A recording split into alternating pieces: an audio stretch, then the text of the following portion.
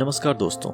तो कैसे हैं आप सब? आशा है बहुत ही अच्छे होंगे आप। आज मैं बात कर रहा हूँ नॉर्मन विंसेंट पील की लिखी एक किताब the power of positive thinking, सकारात्मक सोच की शक्ति के बारे में। सकारात्मक विचार एक विविध विषयों पर विचार और अभिव्यक्ति के लिए एक प्रचलित तत्व है। यह मानव मन और विचारों की शक्ति पर ध्यान देता है और उन्हें उनके विचार में सकारात्मक परिवर्तनों की प्रवृत्ति को बनाने में मदद करता है। सकारात्मक विचार मानव के मन में उत्साह, विश्वास और उत्तेजना को तैयार करता है, जो उसे उसके लक्ष्य तक पहुंचाने में मदद करते हैं। तो आइए जानते हैं क्या है इस किताब में सकारात्मक सोच की शक्ति। पहला अध्याय है अपने आप में विश्वास रखें। जी हाँ, अपने आप में विश्वास रखें, अपनी योग्यताओं में विश्वास रखें। विनम्र परंतु पर्याप्त आत्मविश्वास के बिना आप सफल या सुखी नहीं हो सकते, जबकि प्रबल आत्मविश्वास के सहारे आप सफल हो सकते हैं। इन्फीरियरिटी कॉम्प्लेक्स या हीन भावना आपकी आशाओं की प्राप्ति की राह में बहुत बड़ी बाधा है। आत्मविश्वास इस बाधा को हटा देता है। आत्मविश्वास आपको आपकी मंजिल तक पहुंचा देता है और आपको सफलता व उपलब्धियां हासिल होती है। यह मानसिक रवैया इतना महत्वपूर्ण है कि यह पुस्तक आपको सबसे पहले तो यही सिखाना चाहेगी कि आप अपने आप में विश्वास रखें और अपनी आंतरिक शक्तियों को मुक्त करें। यह देखना दुखद है कि इतने सारे लोग उस बीमारी से पीड़ित हैं और जिसके शिकार हैं, जिसका नाम इन्फीरियरिटी कॉम्प्लेक्स या हीन भावना है। परंतु आपको इतना दुख उठाने की जरूरत नहीं है। अगर उचित कदम उठाए जाएं तो आप इस समस्या को हल कर सकते हैं। आप अपने आप में रचनात्मक आस्था जगा सकते हैं, ऐसी आस्था जो तर्क संगत है। एक बार मैं शहर के ऑडिटोरियम में बिजनेसमैनों की सभा में भाषण दे रहा था। मैं मंच पर लोगों से मिल रहा था। तभी एक व्यक्ति मेरे पास आए और उसने भावुक स्वर में पूछा, क्या मैं आपसे एक विषय पर बात कर सकता हूँ जो मेरे लिए अत्यंत महत्वपूर्ण है। मैंने उससे कहा कि यह इंतजार करे और बाकी लोगों के चले जाने पर मिले। फिर हम मंच के पीछे की तरफ जाकर बैठ गए। उसने कहा, मैं इस शहर में अपने जीवन की सबसे महत्वपूर्ण बिजनेस डील करने आया हूँ। अगर मैं सफल हो गया तो मेरी किस्मत बदल जाएगी, परंतु अगर मैं असफल हो गया तो मैं हमेशा के लिए बर्बाद हो जाऊंगा। मैंने उसे सुझाव दिया कि वह थोड़ा रिलैक्स हो जाए, क्योंकि जिंदगी में कोई भी बात इतनी पक्की नहीं होती। अगर वह सफल होता है तो अच्छी बात है, परंतु अगर वह सफल नहीं होता है तो चिंता की क्या बात है, कल और मौके भी तो आएंगे। उसने निराश स्वर में कहा, मुझे अपने आप पर बिल्कुल भी भरोसा नहीं है। मुझ में कतई आत्मविश्वास नहीं है। मुझे लगता है कि मैं कभी सफल नहीं हो पाऊंगा। मैं बहुत निराश और दुखी हूँ। मुझे लगता है कि मैं कभी सफल नहीं हो पाऊंगा। मैं बहुत निराश हूँ और दुखी हूँ। सच कहूँ तो मेरी जिंदगी का जहाज लगभग डूब चुका है। मैं अब 40 साल का हो चुका हूँ। ऐसा क्यों है कि मैं जिंदगी भर हीन भावना, आत्मविश्वास की कमी और दुख पर शंका के कारण परेशान हूँ। आज मैंने आपका भाषण सुना जिसमें आपने सकारात्मक चिंतन की शक्ति के बारे में बात की। मैं आपसे यह पूछना चाहता हूँ कि मैं अपने आप में किस तरह आस्था रख सकता हूँ, अपना आत्मविश्वास किस तरह बढ़ा सकता हूँ। इसके लिए 2 कदम उठाए जा सकते हैं। मैंने जवाब दिया, सबसे पहले तो यह जानना महत्वपूर्ण है कि आप में इस शक्तिहीनता की भावनाएं क्यों और कहां से आ रही है। इसमें विश्लेषण की जरूरत है और इसलिए इसमें समय लगेगा। हमें अपने भावनात्मक रोगों के प्रति भी वही नजरिया रखना चाहिए जो डॉक्टर शारीरिक रोगों के प्रति रखता है, परंतु यह काम तत्काल नहीं किया जा सकता। कम से कम आज की रात हमारी छोटी सी मुलाकात में तो बिल्कुल भी नहीं। और अस्थायी समाधान खोजने के लिए उपचार की आवश्यकता होती है, परंतु इस तत्कालिक समस्या के निपटारे के लिए मैं आपको एक फॉर्मूला जरूर दे सकता हूँ। मैं दावे से कह सकता हूँ कि अगर आप इसका प्रयोग करेंगे तो यह आपको बहुत काम आएगा। मैं आपको कुछ शब्द लिख कर दूंगा। जब आप रात को सड़क पर जाएं तो उन शब्दों को दोहराते हुए जाएं। रात को बिस्तर पर जाएं तो भी आप उन्हें कई बार दोहराएं। जब आप कल सुबह सोकर उठें तो भी बिस्तर से उठने के बाद 3 बार दोहरा लें।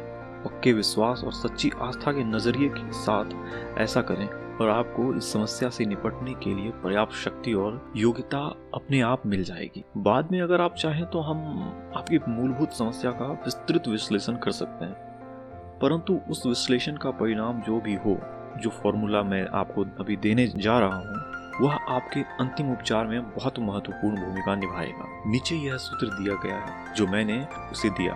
मैं ईसा मसीह की मदद से सारे काम कर सकता हूँ क्योंकि वही मुझे शक्ति देते हैं। वह इन शब्दों से परिचित नहीं था, इसलिए मैंने उसे एक कार्ड पर लिख कर दिया और उससे वहीं पर 3 बार जोर से पढ़वाया, अब जाओ और इस नुस्खे का पालन करो, मुझे विश्वास है कि सब कुछ ठीक हो जाएगा। वह उठा और एक पल के लिए चुपचाप खड़ा रहा, फिर उसने काफी भावुक अंदाज में कहा, ठीक है डॉक्टर, ठीक है। मैंने उसे अपने कंधे सीधे करते हुए और रात के अंधेरे में बाहर जाते हुए देखा। वह दुखी लग रहा था, परंतु जिस तरह से वह चल रहा था उससे मुझे यह एहसास हुआ कि आस्था उसके मस्तिष्क में अपना काम शुरू कर चुकी है। बाद में उसने बताया कि इस छोटे से फॉर्मूले ने सचमुच जादू कर दिया था। उसने यह भी कहा, विश्वास ही नहीं होता कि बाइबल के कुछ शब्द किसी इंसान के लिए इतना कुछ कर सकते हैं। बाद में इस व्यक्ति ने अपनी हीन भावना के नजरिए के कारणों का अध्ययन करवाया। वैज्ञानिक परामर्श और धार्मिक आस्था के प्रयोग द्वारा इन्हें हटा दिया गया। उसे सिखाया गया कि किस तरह आस्था रखी जाए। उसे कुछ विशिष्ट निर्देश दिए गए जिनका पालन उसे करना था, जो इस अध्याय में बाद में दिए गए हैं। धीरे धीरे उसने दृढ़, स्थायी और पर्याप्त विश्वास हासिल कर लिया।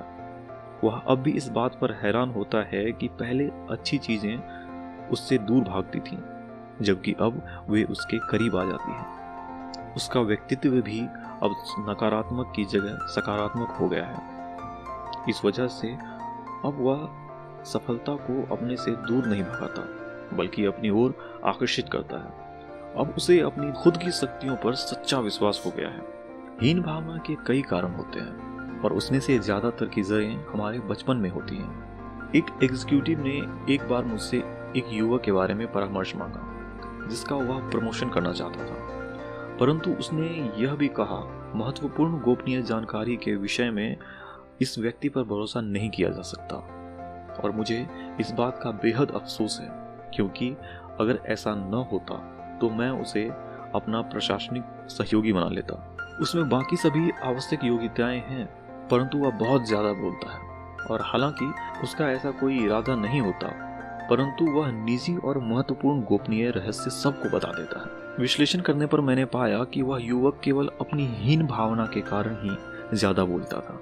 अपनी हीन भावना को छुपाने के लिए वह अपने ज्ञान का प्रदर्शन करने के लिए अपने आप को रोक नहीं पाता था। वह उन लोगों के साथ काम कर रहा था जिनकी आर्थिक स्थिति अच्छी थी और जो कॉलेज और फ्रेटर्निटी में रह चुके थे, परंतु यह लड़का गरीबी में पला बढ़ा था और वह न तो कॉलेज गया था और न ही फ्रेटर्निटी का सदस्य था। इसलिए वह अपने सहयोगियों के सामने शिक्षा और सामाजिक स्तर के मामले में खुद को छोटा समझता था। उसने सहयोगियों के सामने अपनी प्रतिष्ठा जमाने और अपने आत्म स्वाभिमान को बढ़ाने के लिए उसका अवचेतन मस्तिष्क, जो हमेशा कोई न कोई संतावना का तरीका ढूंढ लेता है, उसे उसकी ईगो बढ़ाने के तरीके सुझाता रहा था। वह उद्योग में अंदर की बातें जानता था और अपने सीनियर्स के साथ सम्मेलनों में जाया करता था, जहां वह प्रसिद्ध लोगों से मिलता था और महत्वपूर्ण निजी चर्चाओं को सुनता था। वह बस इतनी सी अंदरूनी जानकारी बता देता था ताकि उसके सहयोगी उसके प्रति ईर्ष्या और प्रशंसा के भाव से भर जाए। इससे उसका आत्मविश्वास बढ़ जाता था और प्रतिष्ठा की उसकी इच्छा भी पूरी हो जाती थी। जब नियोक्ता को उसके व्यक्तित्व के इस गुण का कारण पता चला, तो एक दयालु और सहिष्णु व्यक्ति होने के नाते उसने युवक को बताया कि इस बिजनेस में उसकी योग्यताओं की वजह से उसे कितने अवसर मिल सकते हैं। उसने यह भी बताया कि किस तरह उसकी हीन भावना उसे गोपनीय मामलों में अविश्वसनीय बना रही है। इस आत्मज्ञान के साथ ही आस्था और प्रार्थना की तकनीकों के गंभीर अभ्यास से उसे उसकी कंपनी का एक बहुमूल्य कर्मचारी बना दिया। उसकी सच्ची शक्तियां अब जाग चुकी थी। मैं शायद आपको यह तरीका बता सकता हूँ जिसमें कई युवा व्यक्तिगत रूप से हीन भावना विकसित कर लेते हैं। बचपन में मैं बहुत दुबला था, मुझ में ऊर्जा की कोई कमी नहीं थी। मैं ट्रैक टीम में था और मैं किसी खंभे की तरह स्वस्थ और कठोर था, परंतु मैं किसी कील की तरह दुबला था और मुझे इसी बात का दुख था, क्योंकि मैं दुबला नहीं रहना चाहता था। सभी लोग मुझे पतलू कहकर बुलाते थे, जबकि मैं चाहता था कि मुझे मोटू कहकर बुलाया जाए। मैं मोटा होना चाहता था। मैं कठोर, कड़क और मोटा होने के लिए ललायित था। मैंने मोटे होने की हर संभव कोशिश की। मैंने कॉड लिवर ऑयल पिया, अनगिनत मिल्क शेक पिए, हजारों चॉकलेट खाई जिनमें क्रीम भी थी और गिरी भी। मैंने असंख्य केक और पाई खाए, परंतु किसी चीज से रत्ती भर भी फर्क नहीं पड़ा। मैं दुबला का दुबला ही रहा। मैं रातों को इस बात पर चिंता किया करता था और दुखी होता रहता था। मैं 3 साल की उम्र तक मोटे होने की कोशिश करता रहा। तभी अचानक मैं सचमुच मोटा हो गया। मेरे कपड़ों की सिलाई उधरने लगी। जब मैं जागा, परंतु तब तक मैं बहुत ज्यादा मोटा हो चुका था।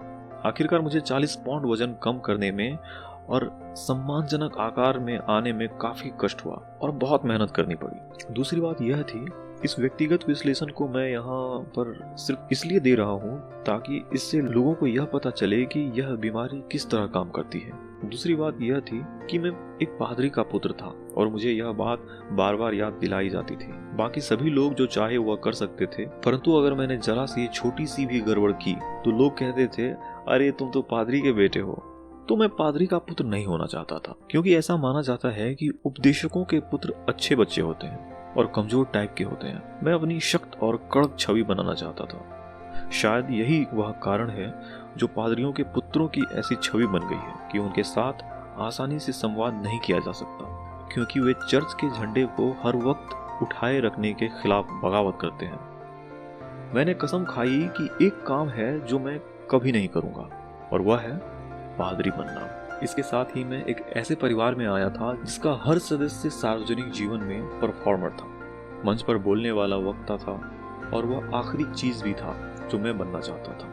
वे लोग मुझे जनता के बीच माइक के सामने खड़ा करके भाषण देने के लिए विवश करते थे, जबकि मैं इस विचार से ही आतंकित हो जाता था और मौत की तरह इससे डर जाता था। यह बरसों पहले की बात थी, परंतु इसका एहसास अभी कभी कभार मुझे होता है। जब मैं मंच पर कदम रखता हूँ, मुझे उन शक्तियों में विश्वास विकसित करने के लिए हर उस युक्ति की मदद लेनी होती है जो दयालु ईश्वर ने मुझे प्रदान की थी। मुझे इस समस्या का समाधान बाइबल में सिखाई गई आस्था की आसान तकनीकों से मिला। ये सिद्धांत वैज्ञानिक हैं और दमदार भी, और वे हीन भावना से पीड़ित किसी भी व्यक्ति का इलाज कर सकते हैं। इसके प्रयोग से पीड़ित व्यक्ति उन शक्तियों को खोज सकता है और मुक्त कर सकता है जो अविश्वास और असमर्थता की भावनाओं की बेड़ियों में जकड़ी रहती है। ये हीन भावना या इंफीरियरिटी कॉम्प्लेक्स के कुछ स्रोत हैं जो हमारे व्यक्तियों में शक्तिशाली अवरोध खड़े कर देते हैं। यह बचपन में हमारे साथ की गई भावनात्मक हिंसा हो सकती है, इन्हीं निश्चित परिस्थितियों के परिणाम हो सकते हैं, या कोई चीज जो हमने खुद के साथ की हो। यह बीमारी हमारे धुंधले अतीत से उत्पन्न होता है और हमारे व्यक्तित्वों के अंधेरे गलियारों में प्रकट होती है। शायद आपका कोई बड़ा भाई रहा होगा जो बहुत ही प्रभावशाली विद्यार्थी था। उसकी हमेशा फर्स्ट डिवीजन आती होगी, जबकि आपकी शायद थर्ड डिवीजन आती होगी, और आप हमेशा इसी की तुलना सुनते रहे होंगे। इसलिए शायद आपने यह सोच लिया होगा कि वह जिंदगी में जितना सफल हो सकता है उतने आप नहीं हो सकते। उसकी हमेशा फर्स्ट डिवीजन आती थी और आपकी थर्ड, इसलिए आपने यह मान लिया कि जिंदगी के हर इम्तिहान में उसे फर्स्ट डिवीजन मिलेगी और आपको थर्ड। स्पष्ट रूप से आपको यह एहसास कभी नहीं हुआ होगा कि जो लोग स्कूली जीवन में अच्छे नंबर नहीं ला पाए, उन्होंने स्कूल के बाहर की जिंदगी में महानतम सफलताएं हासिल की है। कॉलेज में फर्स्ट डिवीजन आने भर से ही कोई अमेरिका का महान व्यक्ति नहीं बन सकता, क्योंकि कई बार फर्स्ट डिवीजन का यह सिलसिला वहीं खत्म हो जाता है जब उसे उसका डिप्लोमा मिलता है। दूसरी तरफ जिस व्यक्ति को कॉलेज में थर्ड डिवीजन मिलती है, उसे बाद में जिंदगी में फर्स्ट डिवीजन मिलती है।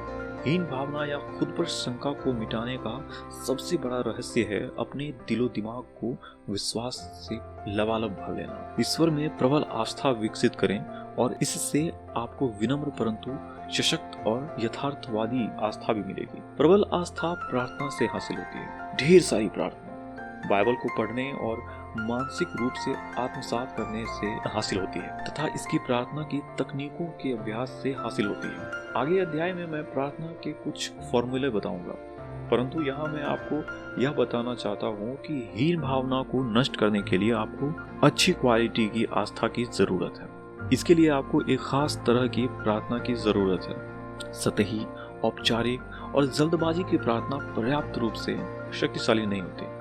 एक अद्भुत अश्वेत महिला टेक्सास में मेरे दोस्त के यहाँ कुक थी। जब मैंने उससे पूछा कि उसने अपनी परेशानियों को पूरी तरह कैसे दूर किया, तो उसने जवाब दिया कि साधारण समस्याएं साधारण प्रार्थनाओं से सुलझ सकती है। जब कोई बड़ी समस्या आती है तो आपको गहरी प्रार्थनाएं करनी पड़ती है। न्यूयॉर्क के सायरेक्यूज में मेरे एक प्रेरक मित्र हार्लोवे बी एंड्रयूज मेरे द्वारा लिखे गए सर्वश्रेष्ठ बिजनेसमैन और सुयोग्य आध्यात्मिक विश्लेषणों से एक है। वे कहते थे कि ज्यादातर प्रार्थनाओं के साथ समस्याएं यह होती है कि वे पर्याप्त बड़ी नहीं होती। उनका कहना था, अगर आपको आस्था से विश्वास और परिणाम चाहिए तो बड़ी प्रार्थना करनी चाहिए। ईश्वर आपकी प्रार्थनाओं के आकार के हिसाब से आपको परिणाम देंगे। इसमें कोई संदेह नहीं कि वे सही थे, क्योंकि बाइबल में लिखी है, आपकी आस्था के अनुरूप ही आपको मिलेगा। तो आपकी समस्या जितनी बड़ी हो, आपकी प्रार्थना भी उतनी ही बड़ी होनी चाहिए। तो कैसी लगी आपको ये कहानी? अच्छी लगी तो लाइक करें, और भी अच्छी लगी तो अपने दोस्तों के साथ शेयर करें, और हमें कमेंट में बताना ना भूलें। और जल्द ही एक नई वीडियो आने वाली है, तो सब्सक्राइब करना ना भूलें।